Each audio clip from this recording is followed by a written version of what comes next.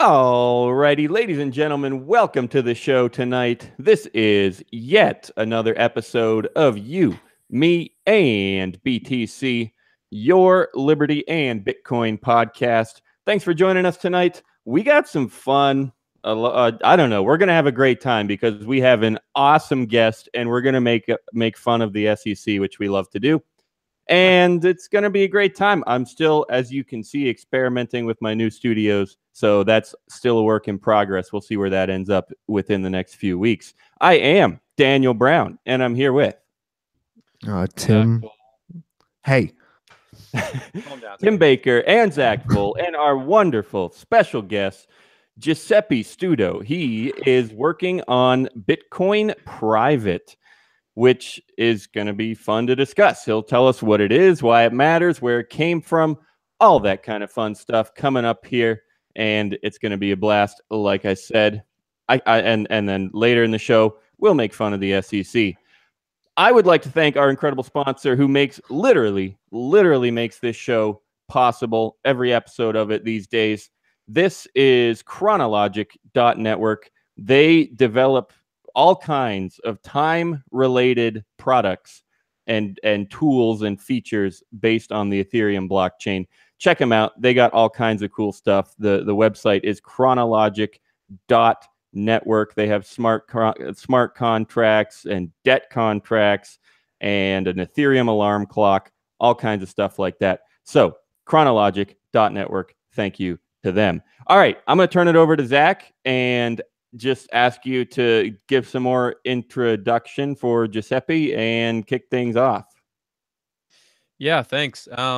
So Giuseppe and I met on the Daily Bitcoin News show on I guess it's part of the World Crypto Network.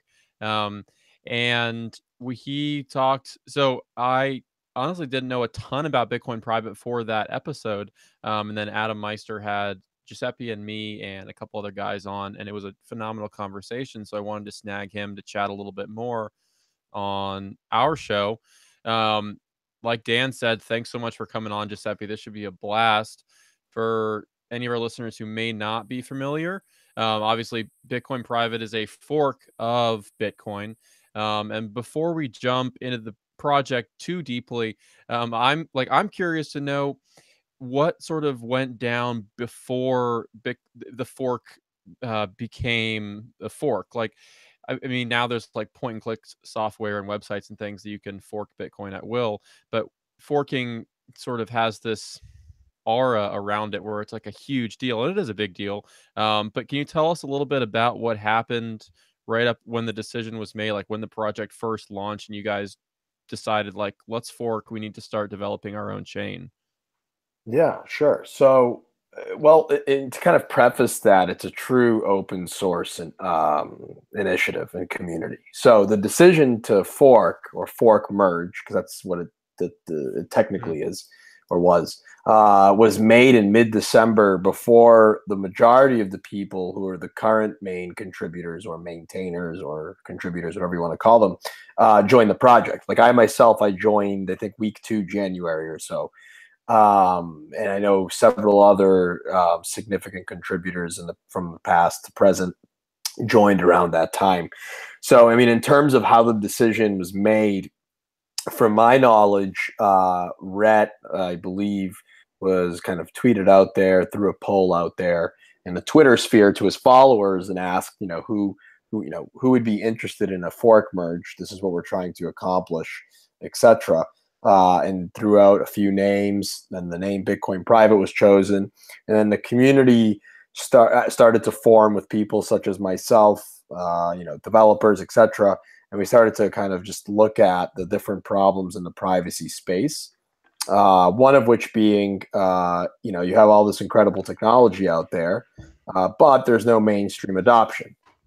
People will say, well, it takes time. You can't get adoption overnight.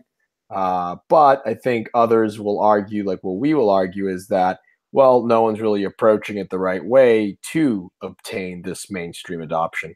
So, I mean, I guess to answer your question more directly, it was really a culmination of ideas and various exercises and thought process that went into it along the way in terms of how to execute it well. But the initial "we're going to fork" moment, I mean, that happened before the majority of people joined on board. So can you tell us what the purpose of Bitcoin Private is? Why you had to, or didn't have to, but wanted to make things different and theoretically improve them?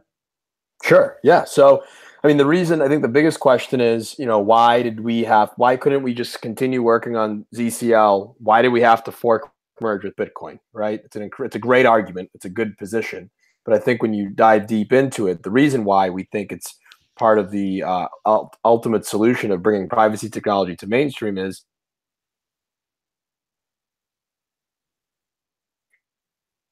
Did we lose him?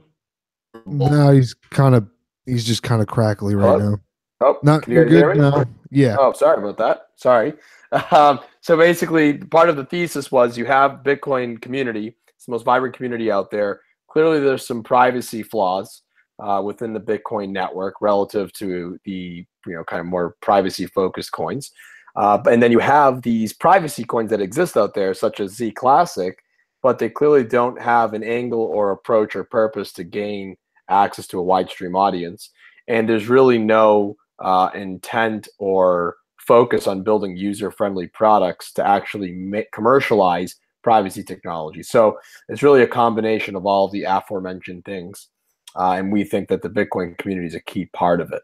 So, but that's the purpose of it is giving more of a focus, not to just the protocol level technology, but the actual consumer facing products that are equally as important. Because if you don't actually align with everyday human behavior, and no one's going to adopt this privacy technology. At the end of the day, consumer technology and building for consumer use cases is totally different than building low-level protocol technology. It's just two different mentalities that go into it, two different skill sets, etc. What's the actual? What's the actual? I want this. I'm taking it. What's the actual technology? I mean, tell us about it. What makes it private, and why isn't Bitcoin private? Anything like that?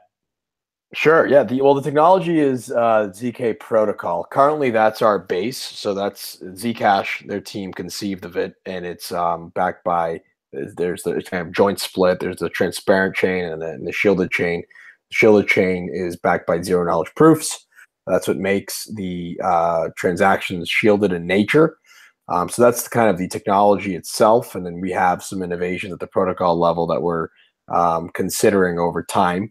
And then in terms of, so that's the kind of the technology. And the second part of your question was the well, I mean, what makes it private? Like, tell us how the technology works. Bitcoin. Yeah, right.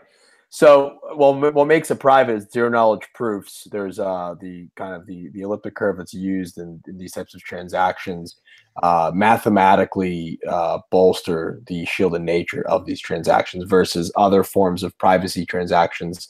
I won't give any names, but every single other coin that claims to have shielded transactions that don't use zero knowledge proofs, it's actually a method of obfuscation where there is a vulnerability that lies down there that you can break it down mathematically and find a vulnerability at some point. In terms of why Bitcoin is vulnerable to this day, well, is because they're not shielded transactions. I mean, you have the Bitfuries of the world that are coming in and they're able to de-anonymize these forms of transactions because of all the, what I like to say, the breadcrumbs that are lying around. So every time you make a payment with Bitcoin, using Bitcoin, excuse me, on your web browser, there are cookies that are collected, etc. There's the transaction details that are publicly on the ledger. Once you start matching up all these data points over time, you can start to infer whose address is who and whose identity is behind this address, etc. So that's why Bitcoin, for example, is not as anonymous. And then, of course, there are the counter argument to that is you have solutions such as Lightning Network, right? There are these off-chain solutions that they're scaling solutions, but a consequence of these scaling solutions, because of how these transactions are made more efficient, there's also kind of a second layer of privacy embedded within there. But that's once again a layer of obfuscation, number one. Number two, it's not mathematically backed. Number two, the focus of Bitcoin developers, or the developers, excuse me, behind Lightning, they're trying to solve the problem of scalability. They're not trying to solve the problem of privacy. And once again, when it comes to building technology or building a product, there's usually one focus, and everything else just is a consequence of that. We believe when it comes to privacy, for at least a privacy-focused coin, privacy should be the #1 goal, and that's what our main focus is. When we were on Adam's show, you were explaining how, and obviously some more notorious Bitcoin forks are frequently criticized for this. But you explained how Bitcoin Private is incredibly intentional about already maintaining and then further cultivating a decentralized nature of the project. Can you briefly reiterate some of the key points from how you all are continuing to work towards an increasingly decentralized team, I guess, even just developers, a community, from now on into the future for some of our listeners? Yeah, sure. So, well, for one, anyone can work on the project. Anyone can go ahead, submit a pull request or contribute code. We're always I mean, the open source community is always welcoming developers. I mean, anyone can build a commercial product. Like, over the past several weeks, there's been a group of developers who have built BTC Pay, which is a 4-phase merchant platform that will allow merchant vendors to seamlessly integrate Bitcoin private payments to their website to be able to accept Bitcoin private as a method of payment. I believe there's a few developers that have developed an SMS version, so being able to pay Bitcoin private via SMS. So kind of just continuing to foster and bolster this decentralized approach where, there's no one dictating a roadmap. I mean, we put out a roadmap because the community was asking for it from the protocol level side and everything that we've observed, but we're not the ones dictating the roadmap. The roadmap actually exists of developments that we have seen arise within the open source community, and then we just packaged it up nicely into a graphic to be able to effectively communicate out what is being worked on, what's in the future, what's to come, etc. But the cool part is that could always change. I mean, there's a reason why Bitcoin doesn't really have a roadmap per se, because any developer can come along and propose a solution to it, right?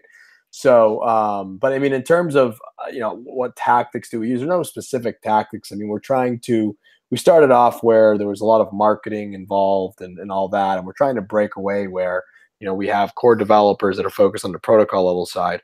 And then the recent community update, a bunch of community members announced that they'd like to start something called Bitcoin Private Nexus, which is analogous to what Ethereum does with Consensus, where you have Ethereum Foundation, which bolsters the protocol level development, and then on the outside you have the secondary layer, the commercial aspect.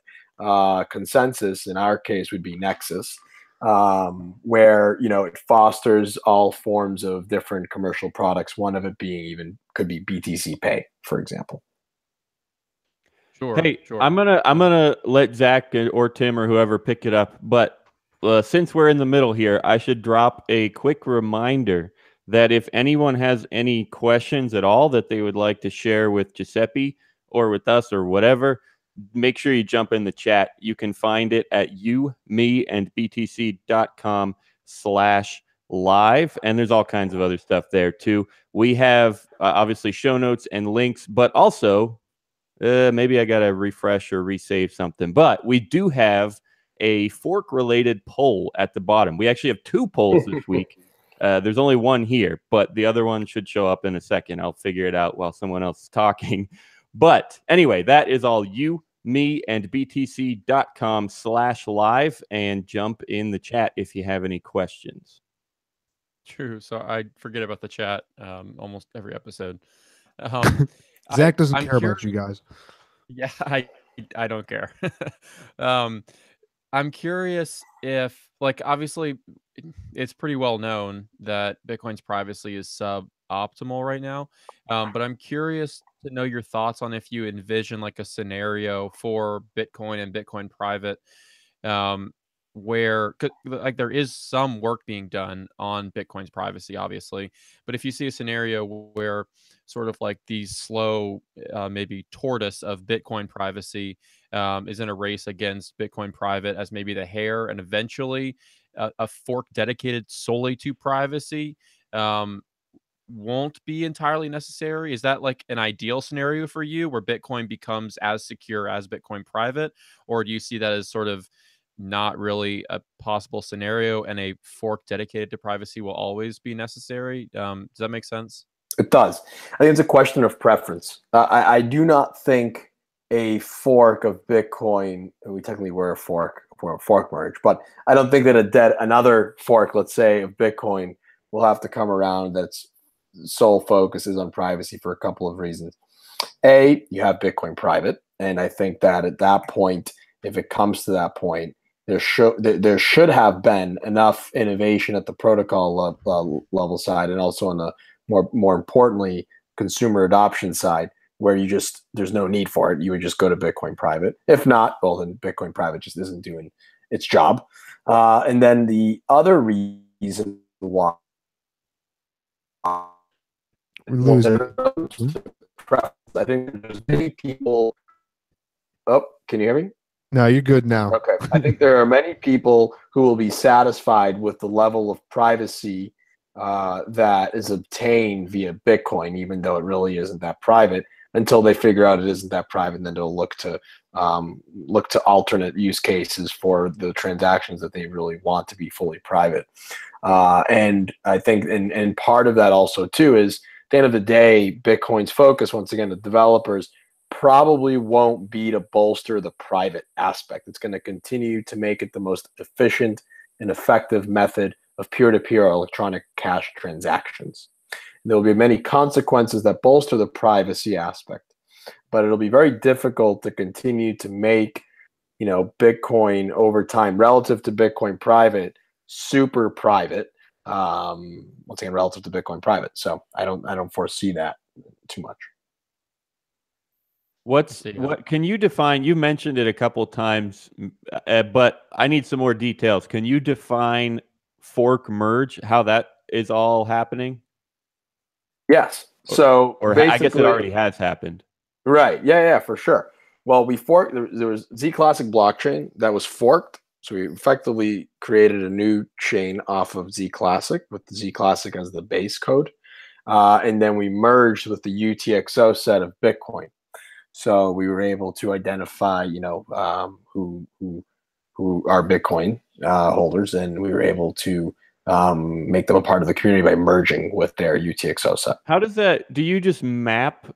Is that just some sort of math where a Bitcoin address maps to a Bitcoin private address? Do they use the same addresses? Just out of curiosity, what makes that merge work? Right. Well, because the chain is public, we're able to identify which are the what are the UTXOs, what's the UTXO set, and then what we're able to do is effectively identify all those addresses, and within the actual code, within the actual blockchain, able to those addresses would be able to move, or in other words, claim their Bitcoin private. Okay. So if I wanted to claim my Bitcoin private, I would make some sort of Bitcoin private transaction that says, hey, I can prove I originally owned this Bitcoin address, so therefore I now own this Bitcoin private address. Yeah, you would essentially you would sweep Bitcoin. You would have to have have had the Bitcoin on a you have to have the Bitcoin on a supported wallet, and then you can sweep the Bitcoin private in effectively. Got it. Just like a few days, a week or so ago, Investopedia published a list of, I don't really frequently read Investopedia, but I had a Bitcoin fork Google alert set up that brought this in, and it listed some of the most private cryptocurrencies you can use. On that list are things that I think are sort of jokes in the privacy realm, like Dash, and then they have Monero and even Verge on there, and Bitcoin private also. Are y'all sort of leaving these other guys in the dust, even though maybe your market cap isn't as big as them, and the merge fork itself is a little bit newer than these other coins? Or how do you see your project in or I guess the project in comparison to these other coins that claim to be at least nominally focused on privacy? Sure, that's a good question. I mean, I think every coin has its pros and cons. I mean, Monero, for example, has an unbelievable, some people even say they have the most impressive engineering open source community out there, right? There's no denying that. And then there's the con where, some can argue that their privacy technology is not as robust as Zcash, which is ours, backed by zero knowledge proofs. So, I mean, I think that it's too early to tell. I mean, if I put my objective hat on, it's too early to tell if Bitcoin private is the supreme solution, right? We believe that the approach today is the best possible approach, where we have unbelievable technology already available to us, which we're leveraging at the protocol level. But there's the other component of it being user-friendly products that are scalable, that actually prove user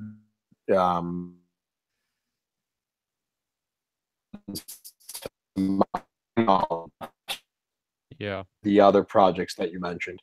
So I guess it depends on what perspective you look at it from, and as an outsider, where you put the most weight. No, yeah, that makes sense. Are you we talk almost every episode, not I guess exclusively about fork prices, but about Bitcoin, and we sort of say the price doesn't really matter. At least we don't really care about it that much. But Asian markets, and y'all are listed on a couple of new exchanges now. Asian markets love Bitcoin private.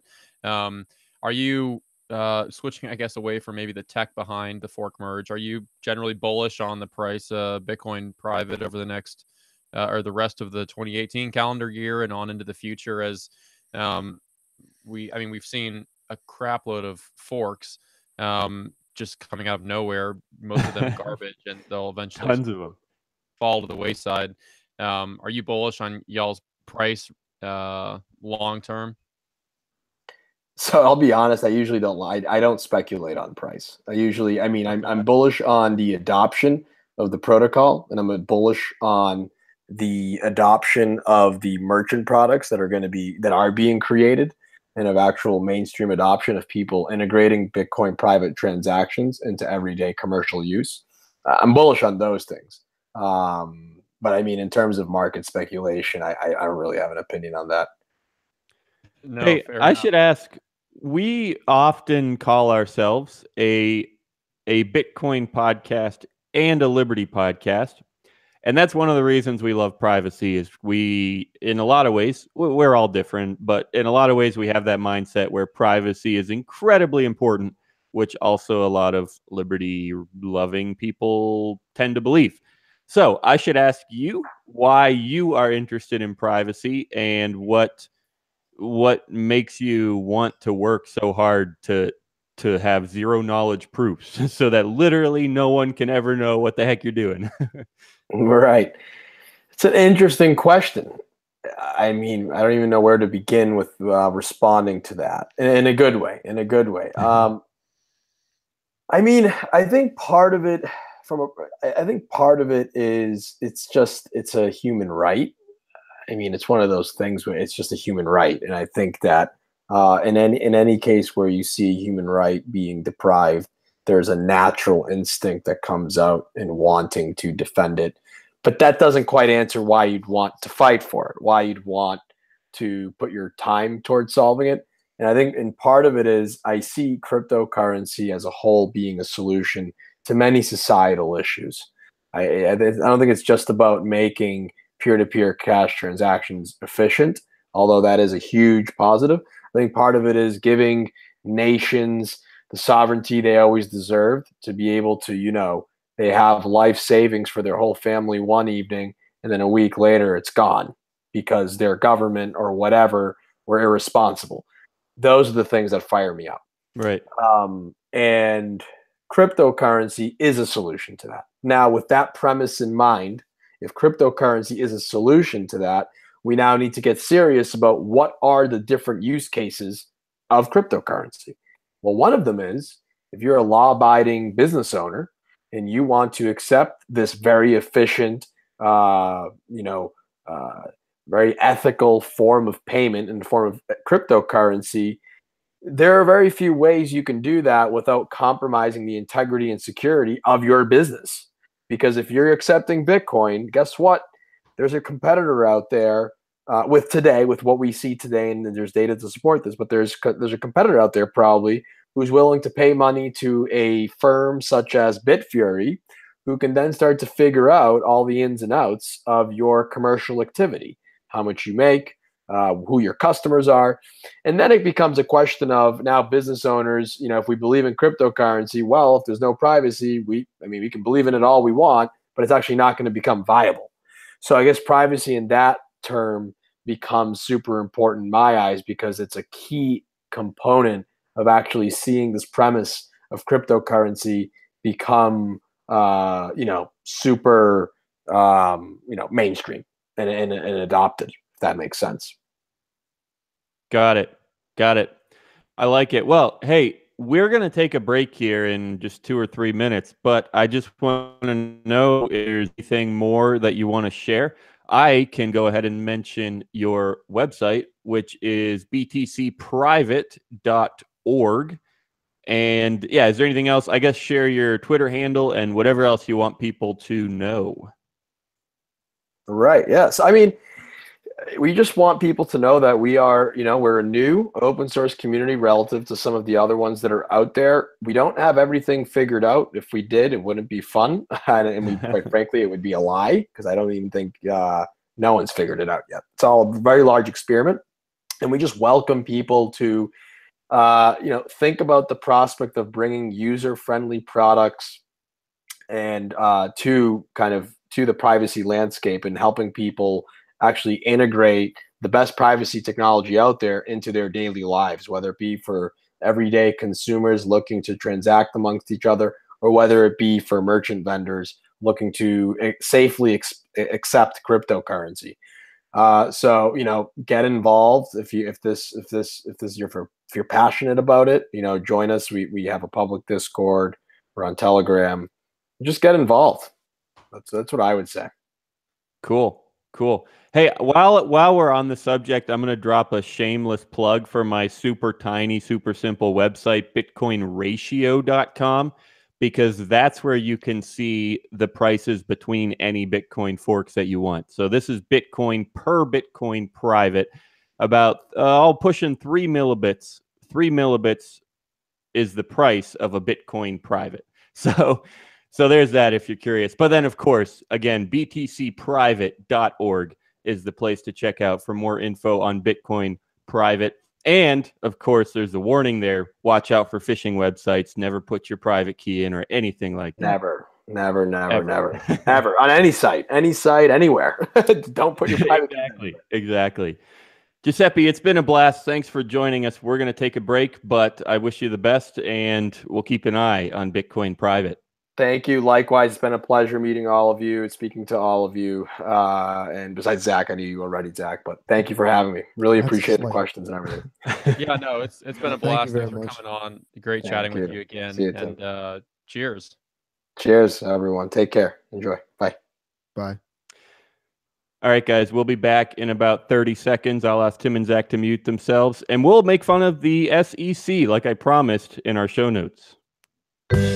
Hey guys, today's show is brought to you by Chronologic.network. Chronologic is an Ethereum-based project that aims to solve time-related problems on the blockchain.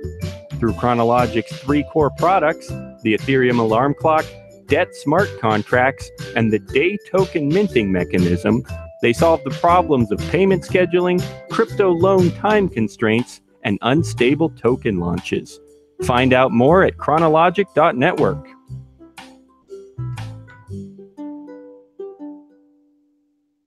So this is not a joke. The SEC actually launched an ICO. Did either of you see that?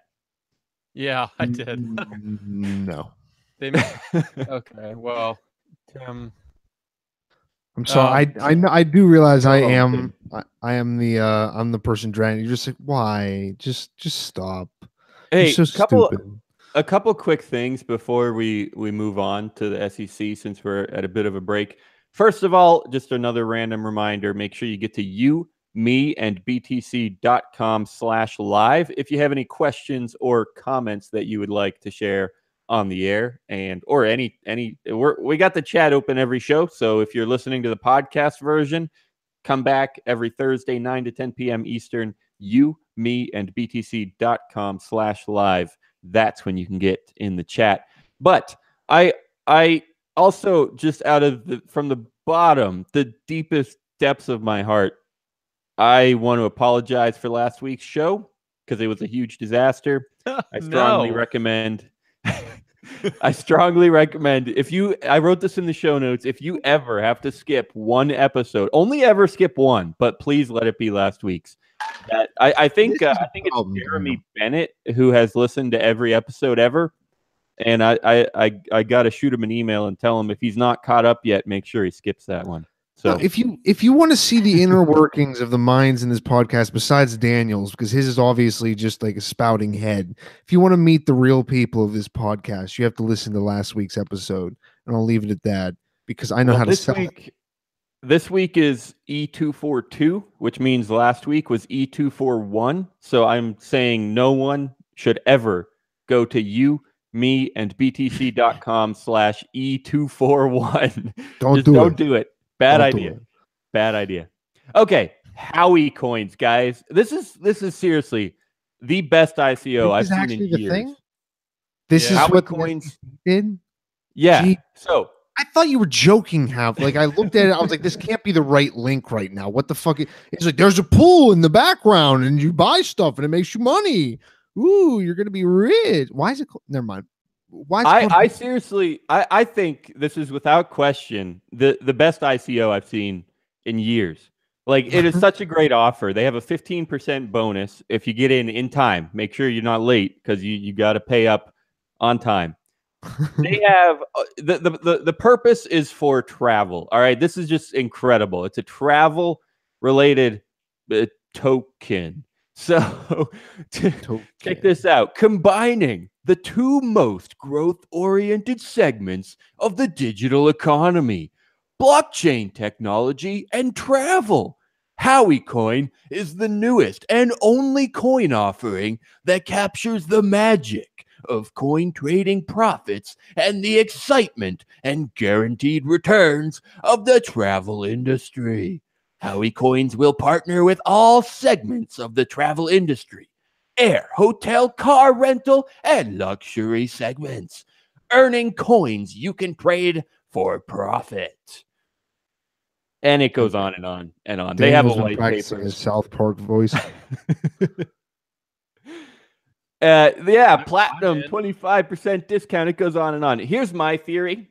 This is actually fact, not a theory.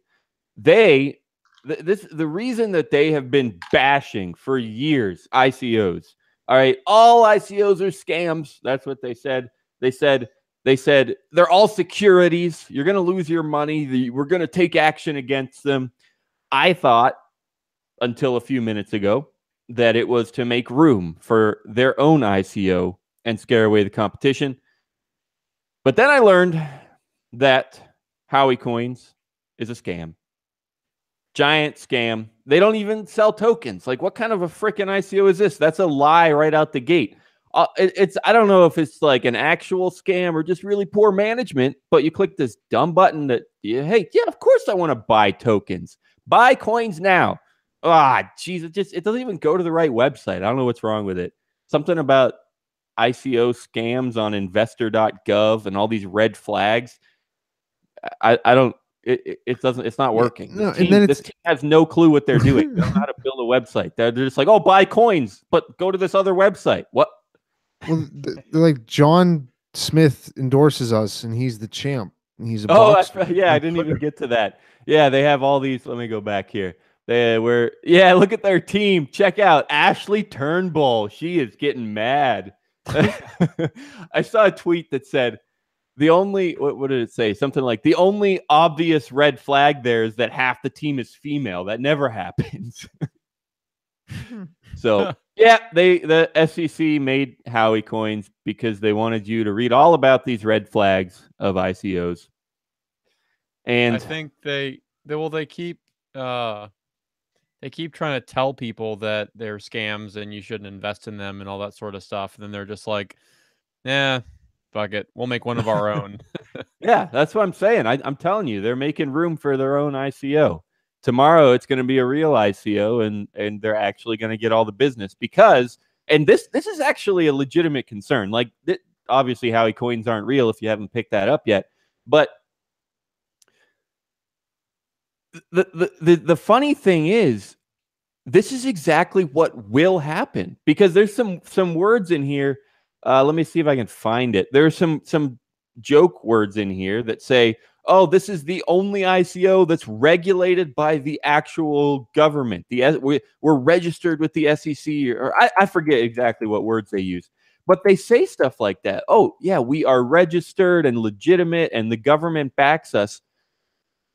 And the reason that's hilarious to me is because while HoweyCoins are a joke, that's exactly what will happen in the future. There are going to be coins that are registered and regulated, and everyone's going to think they're legit, and they're not going to be.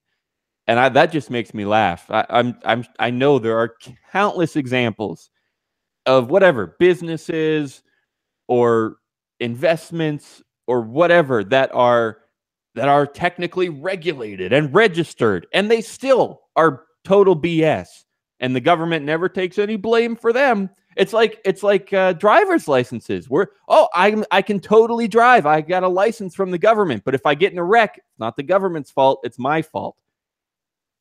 I think it's funny because it's like this is the problem with regulation is because then certain people get in and just have a crap ton of influence and power, even though they are not great. We're seeing that a lot in New York with the bit license. Oh, I have a bit license. I'm regulated. I can work in New York. I'm also Coinbase, and I suck. It gives like a standard that you don't really have. You don't have to live up to another standard because you have that kind of stamp of approval already, and then people just kind of have to accept it. I think I've heard that's exactly what happened with like the whole housing crash was because they set up whatever new department or like organization, and that just kind of just rubber stamped a bunch of like all kinds of just loans. AAA. Yep, AAA. Oh, this one's AAA too. Yep. Mm-hmm. This would be interesting that I'd see them using this. I mean, taking it even further than you are as far as this actually happening. Something like this where you're talking about it being part of the U.S. government, or whether it is or not. I could see them doing that because it is like keep money. Like the worst thing that can happen to the U.S. is people go and like travel to Europe or something like that. Like they want to keep the money inside of it, and I think they like. I would wonder how much money the government loses every year to tourism. Like you don't get taxed that; it doesn't get to go back into all your different shit. And if you could just hook everything in, like airlines and hotels and even international flights and all this shit, like. That's not that hard to imagine them doing something like that with making the point we're losing all this money and we need to keep American dollars in America and not spread it out to the rest of the world and do all this shit. So I mean, I think the most hilarious thing I saw about you mentioned Coinbase was today there was some interview with Brian Armstrong and whoever their new like CTO is or something in the Washington Post, and they were saying, yeah, our community here isn't really a move fast and break things kind of community. I was like, and other people on Twitter were like, oh, so the SegWit 2x support and the Bitcoin Cash support, all those, and then like whatever nonsense they did with ETC and ETH. I guess no, they do move fast and break things is the point. I hate them. Yeah, well, on the flip side of that, you do get industries. We're not there with Bitcoin yet because it's still so young, but there are without question industries that do end up getting regulated and then never going anywhere. They get regulated. There's a few big companies, say the banks, that never innovate. We've been saying that for years on this show, how it's still hilarious that, I mean, yeah, they have online banking and stuff now, or, you know, you can take a picture of your check with your phone. Innovation, fine. But still, it takes a couple days for that check to actually get deposited. What? Or, you know, go through the list of whatever industries you want, but, you know, the auto industry or just whatever. And they get regulated. The taxi industry is brought up a lot. And the only way that they could end up getting overthrown is by completely separate, out of the box innovation with Uber and Lyft. And so what I'm saying is that can happen. Like yeah, Coinbase still breaks a lot of things, but a lot of industries, once they get regulated, just slow down to absolute nothing. And they're big wigs. They sit there, they collect their money from all their customers because no one else can become a bank, which it's hilarious. Like you think about it, you're like, wait, yeah, like if I wanted to start a bank, what the heck would I can't. With Bitcoin, in a sense, you know, you can control your own money. That's great. That's perfect. That's the solution. But still, it's just a lot of people don't think of how hard it is to actually start a business with regulation. I remember when I was real young. I must have been like 8 or 10 years old. I might have told this story on the show before. I don't know. But I wanted to, like, you know, me and my brother, like, whatever, we were like racing outside or whatever. I don't know, sword fighting with sticks or whatever. We're like, oh, we should have some sort of like Olympics or like a competition. We could invite people to come over and race in the yard. Wait, I've heard about this before. Like Maybe I just told you, Tim. I don't know if I told it on the show. Might have. But the thing is, even at that age, I remember thinking like, wait, I think we're not allowed to do that. I think if we want people to come over to our land and whatever, give them prizes or whatever, I think we have to talk to the police, right? And it's like, what the? Yeah, like you do. And it's hilarious. Like you can't do anything without their approval. And that's what stops people from doing anything unless they're already in the industry and they just sit there and collect money. Anyway, that's what I got. I will say, as much as I hate the SEC, as much as this is it's a funny prank, but also kind of lame, I'll give them some credit because, yeah, you definitely should be watching out for these red flags. It's stuff like claims of high guaranteed returns. Yes, you should be looking out for that. And you should already know that, but fine. If we have to educate people, we have to educate people, and this is one way to do it. Celebrity endorsements, claims of SEC compliant, investing with a credit card, pump and dump scams. Okay, yeah, you're right. That's good. Get that out there. Let people know that a lot of these ICOs are not worth your time. So, to put it lightly. But like, so there was an article in the Wall Street Journal today about ICOs, and like these two journalists there looked at almost 1,500 different ICOs to see like which ones raised red flags as potentially being scams since the like SEC released this mock scam ICO. And they found only like barely 200 out of almost 1,500 ICOs even raised red flags for being scams. And that just sounds like just insanely low. I mean, I guess not all ICOs are terrible, but yeah, that's not even 20%. And so I don't know. I don't know either.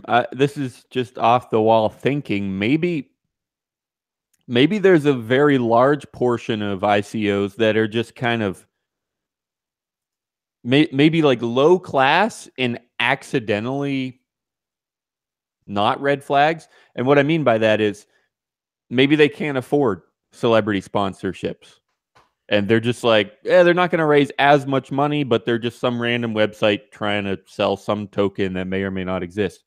Or like guaranteed returns. Maybe some of them are just like accidentally not smart enough to make that claim, and they're just like, oh, this, or maybe they're extra smart and they know people don't like it, but they're like, maybe they're more careful about it, and they're like, instead of promising anything, they're just like, these are two extremely fast growing industries, which we actually just saw right here in the HoweyCoin, write up. They say more subtle stuff. Yeah, of course they don't guarantee returns, but they'll just be like, these industries are set to take off this year. So maybe they're just more subtle, and that's why the red flags don't come up, because they can't afford celebrities, and they just don't quite promise everything. They just sound great. I don't know. That's just a random theory. Yeah. Anyway, if you want to buy some HoweyCoins, check them out.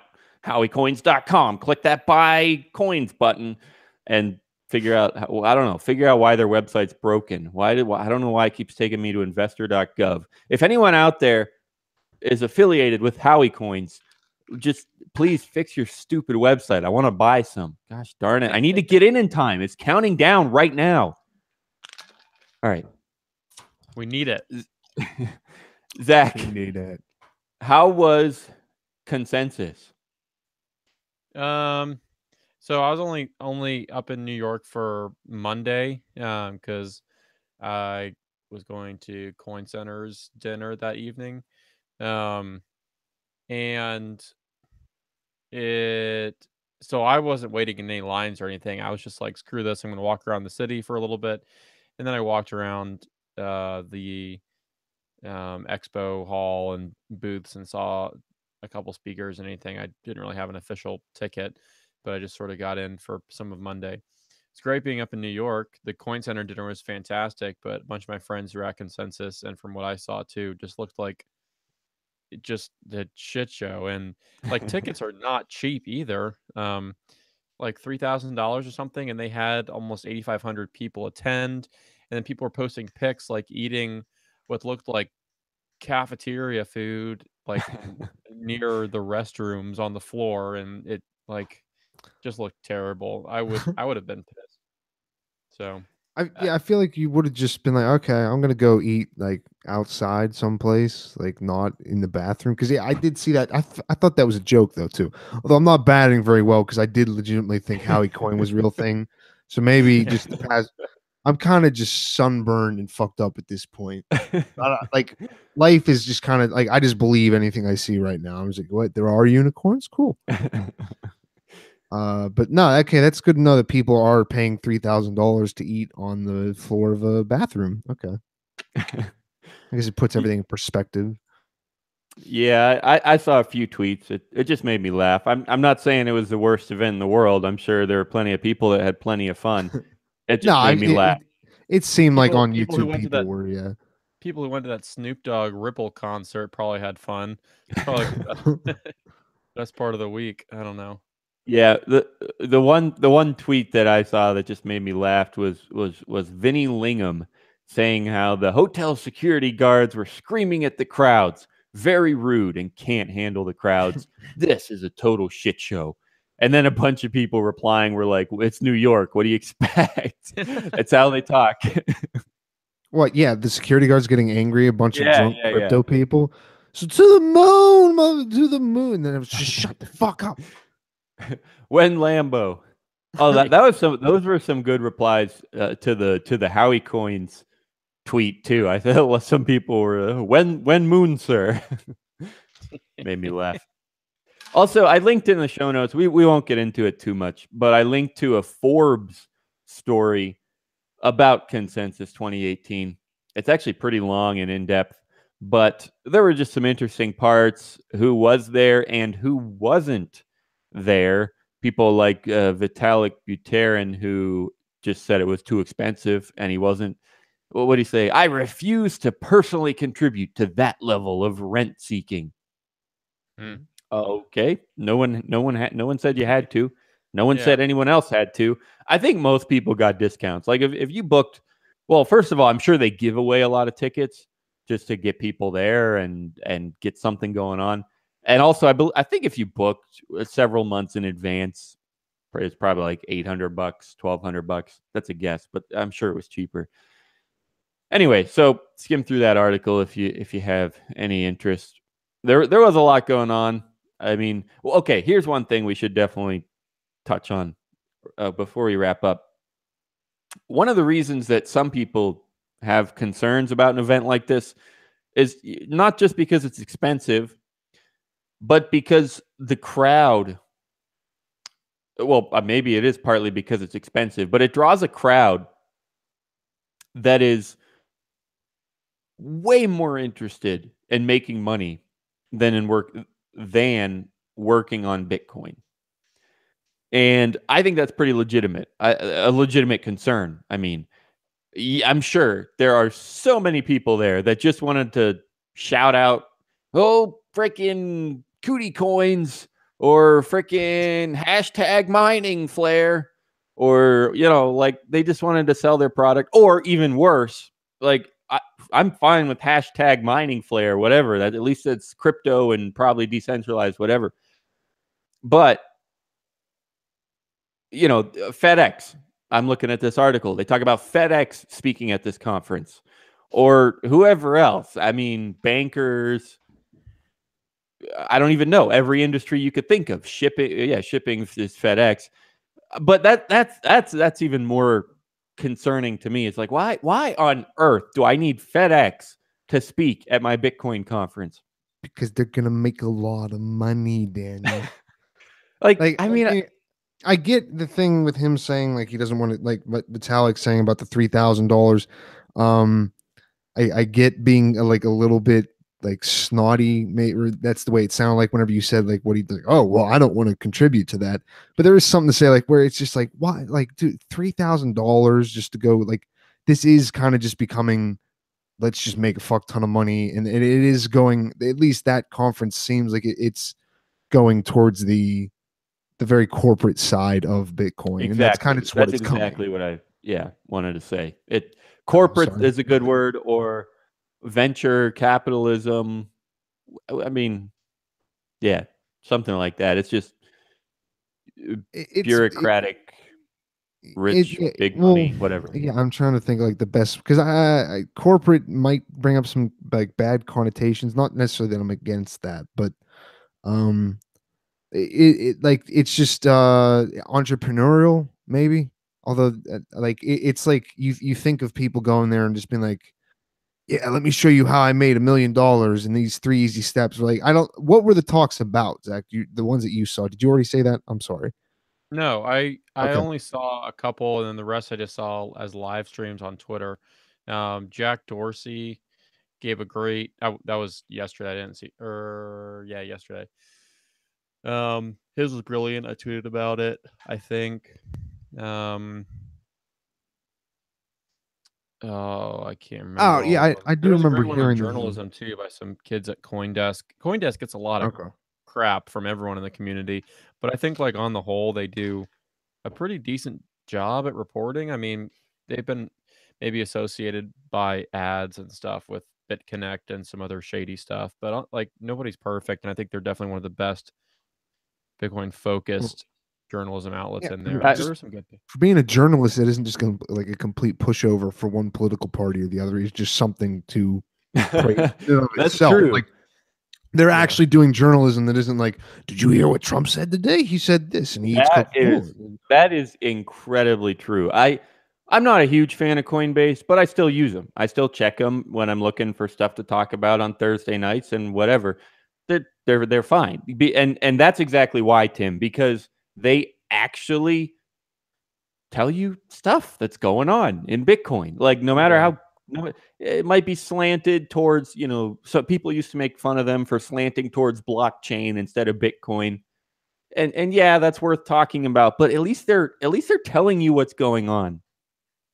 I cannot, like, what you just said, Tim, sounds it sounds like not real. It sounds like you're exaggerating. Like, okay, not all journalism is what did Trump say?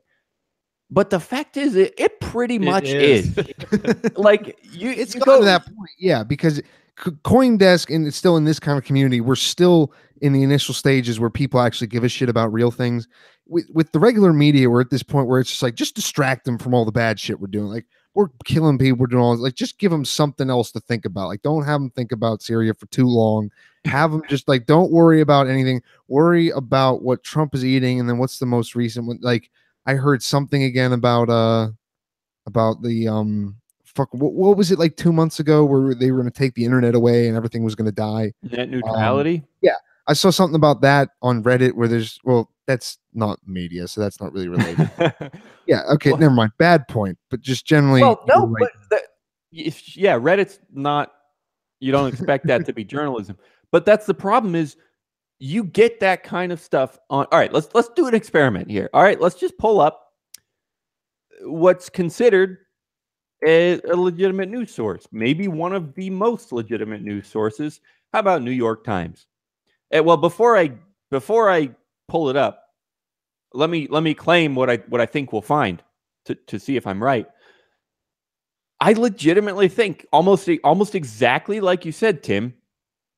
There are going to be articles that are literally just tweets or a headline that says Trump tweeted about this. It's like, what?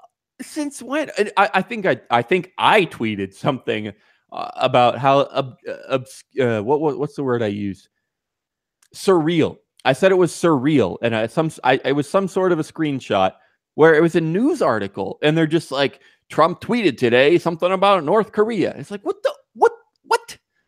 Anyway, no, so I agree. I think it's hilarious that like the point of Twitter is supposed to be a way of learning about news, but now like Twitter is the news. Like journalism writes about what happens on Twitter instead of Twitter allowing you to find out. Yeah, like to aggregate news better. Yeah, it's stupid. Trump defends animals remark as referring to MS-13. Oh, yeah, that is what I've been hearing about all day. They're just like, he called gang members animals.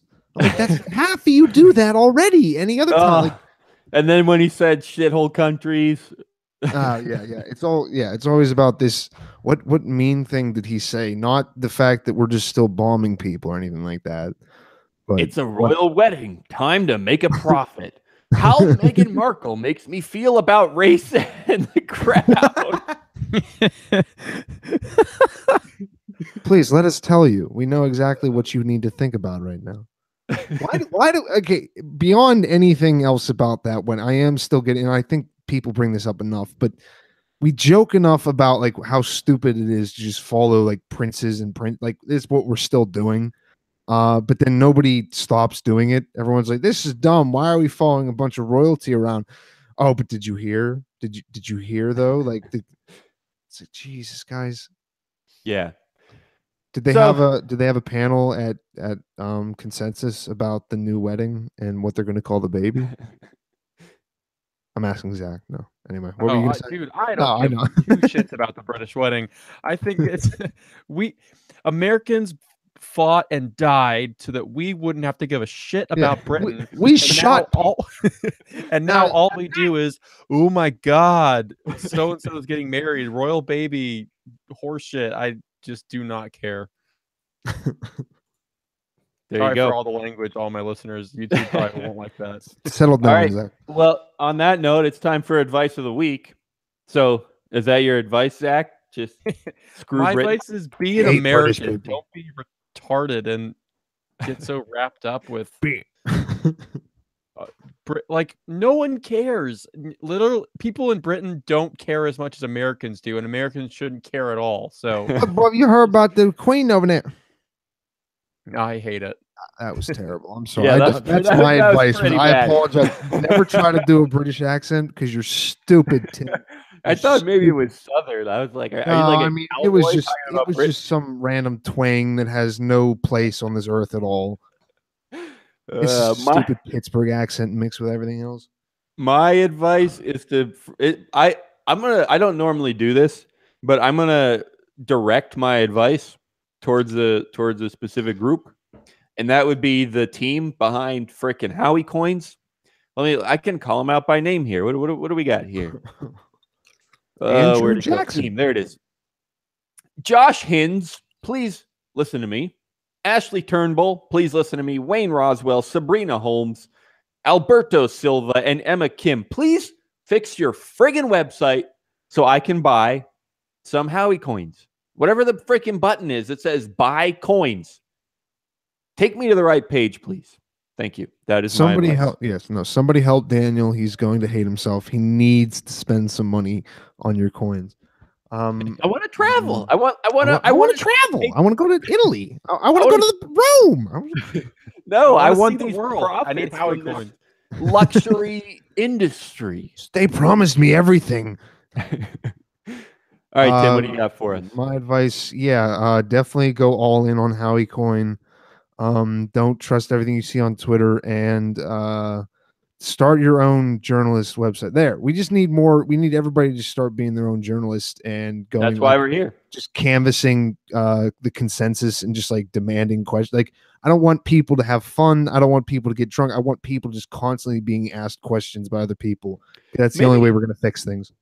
On one hand, like I said, that's why we're here. We are not hard hitting journalism very often, but we do actual interviews like you just saw at the beginning of this show, and talk about actual news and sometimes release or break news. So we do that, and we have a good time. It doesn't get much better than that. To be fair, we do often say, "Oh, did you see what Roger Ver tweeted yesterday?" Okay, well, yeah, we do that, and it's hilarious. So take that. Hey guys, when we do it, make sure you get to you, me, and btc.com/live so you can vote in our doubleheader poll this week. And a reminder to anyone listening later to the podcast, as always, that poll and that page and that redirect will be working all week. You, me, and btc.com/live. The questions are, the first one, excuse me, how many HoweyCoins are you going to buy? A bazillion? Friggin' tons? All of them? Or the old classic, I want to Howie your coins? Let us know. The other question is from Zack Voell, and it says, would you fork Bitcoin? This is actually a pretty important question. We could have, well, we sort of have done episodes on that kind of topic. Would you fork Bitcoin? It's a tough question because we love Bitcoin, but could it be better? Yeah. Same question for ICOs or altcoins. Like, is it worth it with altcoins? We've covered that a ton. But vote in the poll. Let us know what you think. Options are yes, yes again, or maybe. Ladies and gentlemen, thanks for joining us. If you are listening far in the future, then the /live redirect won't work because that'll get us to a more recent episode every week that changes. If you want to get to this specific episode, it's you, me, and btc.com/E242. And that format works for any episode. It's been a blast. Like I promised at the beginning of the show, like 14 times. It's been a blast. I was right. Thanks for joining us. Come back next week, every Thursday from 9 to 10 p.m. Eastern. Listen to this, guys. We got frickin' quite the lineup these days. 4 days in a row of hardcore podcasts. Every Monday, check out Tim Baker's show, Tim's 2 Cents. I've said it before. I don't have to go on and on about it, but it's pretty incredible. Tim actually has points to make when he's just rambling on by himself. I never would have expected it, but he does. Tim's 2 Cents. Check it out. We also got Zach's on the Coin Pod on every Tuesday. He does actual interviews, real journalism. He doesn't believe in having a good time. He just believes in asking questions. I'm kidding. It's a great show. It is a good time. But it is seriously more focused on the questions and the information, learning about stuff. It's perfect. So it's a perfect complement to you, me, and BTC, where we do interviews, but we also have a lot more just joking around. That is every Tuesday, thecoinpod.com. And this is it, guys. Brand new show. It's actually, there's 2 episodes now, but I didn't get to talk about it last week because brand new show, Unpopular Opinions. And the key with this show is it is our first attempt. Well, Tim's show is not always Bitcoin related, or it's not Bitcoin related, but it's philosophy, which we've covered a ton on You, Me, and BTC. It's politics, religion, just ideas, a lot of that kind of stuff. The truth is what you're meaning. You're right. The complete truth. And but enlightenment. Tim's 2 cents, it's stuff that we've dabbled in on YMB. But here's the key with unpopular opinions is it is our first step into just the wild, wild west. This could end up anywhere. They've been covering freaking video games, freaking sports, freaking online gambling. They got it all. And they're gonna have it all every week, whatever there is, wide open territory. So one of these days, I'm going to have some sort of a network website so that it's not just our Bitcoin website. So it makes more sense to have that kind of content, but we'll get there when we get there. For now, it's all at you, me, and BTC.com. All 4 of those shows are there. Seriously, incredible lineup Monday through Tuesday. Don't miss any of them. Whew. All right, we're overtime, guys. I had to get that out there because I'm excited about what's going on the network, but now we're out of time. Come back next Thursday, 9 to 10 p.m. Eastern. You, me, and BTC.com/live. Thanks again to chronologic.network for sponsoring us. We love all of you. Peace out. All right, bye, guys. I love you.